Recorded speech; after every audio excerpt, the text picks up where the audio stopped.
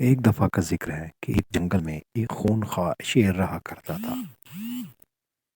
شیر اتنا خونخوار اور ظالم تھا کہ اس کی وجہ سے جنگل کے تمام جانور اس سے ڈرتے تھے۔ مچھلیاں، گیدڑ، اڑنے والے سبھی جانور اور سانپ تک شیر سے بہت ڈرتے تھے۔ شیر اتنا ظالم تھا کہ شیر نے ایک ایک کر کے سارے جانوروں کو کھا لیا۔ مچھلیاں بھی ختم ہو گئیں، جنگل میں سانپ بھی ختم ہو گئے، اور تو اور جنگل میں بکریاں اور بھیڑ بھی ختم ہو گئے۔ جو تھوڑے بہت جانور بچے تھے، شیر نے ان کو ڈرا کر ان کو بھی جنگل سے بھاگنے پر مجبور کر دیا۔ جب سبھی جانور جنگل سے چلے گئے تو بیچارہ شیر اکیلا جنگل میں پھرتا رہا، کبھی جنگل کے اس کونے پر اور کبھی جنگل کے دوسرے کونے میں۔ شیر یوں ہی اکیلا پھرتے پھرتے تھک گیا اور جانوروں کو ڈھونڈنے لگا، لیکن سبھی جانور شیر کے غصے اور ظلم کی وجہ سے جنگل چھوڑ چکے تھے۔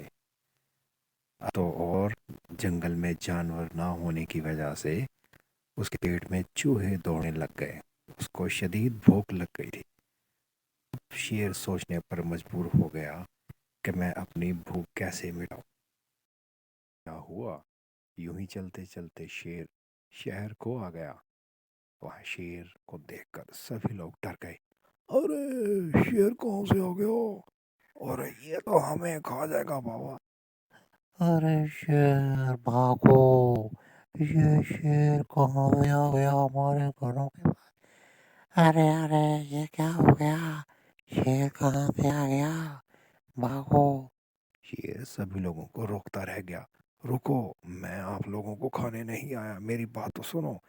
لیکن شیر کے روب کی وجہ سے سبھی لوگ وہاں سے بھاگ کھڑے ہوئے۔ ابے بھاگو، ارے بھاگو، باپ رے، یہ تو شیر ہمیں کھا جائے گا باپو۔ شیر کہتا، رکو میری بات تو سنو۔ لیکن سبھی لوگ شیر کے روب اور غصے کی وجہ سے وہاں سے بیچارہ شیر پھر سے اکیلا ہو گیا، اس کو کھانے کو کچھ نہیں مل رہا تھا۔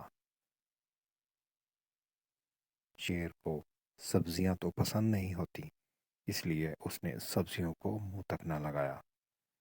اب شیر پریشان ہو گیا کہ میں کیا کروں، میں کہاں جاؤں، مجھے کوئی سمجھ نہیں رہا۔ شیر بہت پریشانی کے عالم میں واپس جنگل کو چل دیا۔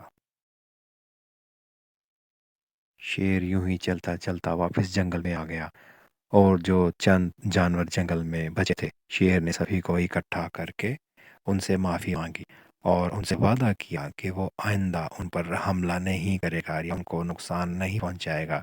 یہ سن کر سارے جانور خوشی سے ناچنے لگ گئے، اور سبھی جانوروں نے شیر کو خوش آمدید کہا، اور یہ سب نے یہ وعدہ کیا کہ آئندہ ہم سبھی جانور جنگل میں مل جل کر رہیں گے، جس پر سبھی جانور بہت خوش ہو گئے۔